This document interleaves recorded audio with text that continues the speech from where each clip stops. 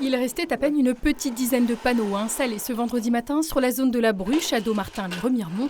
Il y a 3 ans, ce site accueillait le festival des sapins barbus après un passé industriel.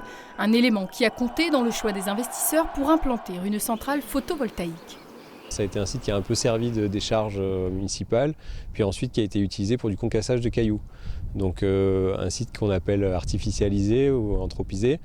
Donc ça c'est un premier point, donc c'est pas un site qui a été pris à un état sauvage on va dire.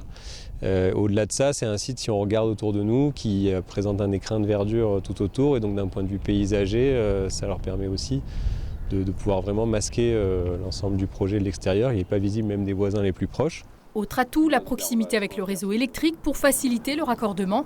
Avant de lancer le chantier, des écologues ont étudié le site pendant 1 an pour limiter l'impact du projet.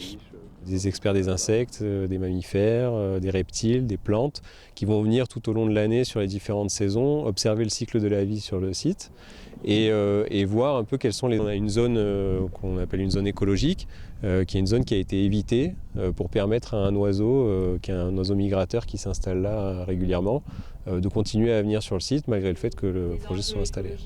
L'oiseau en question, c'est le gravelot. Les écologues reviendront dans quelques mois pour constater si le projet met en péril sa vie sur le site. On a l'habitude de travailler avec ce genre de restrictions.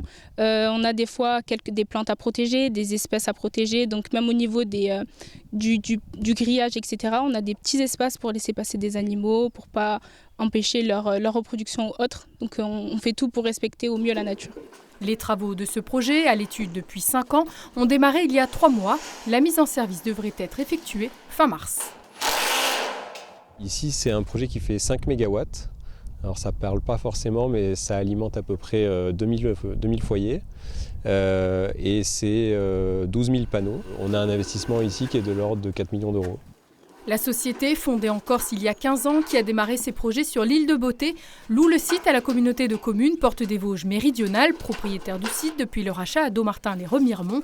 L'investisseur reverse un loyer de près de 15 000 € annuels.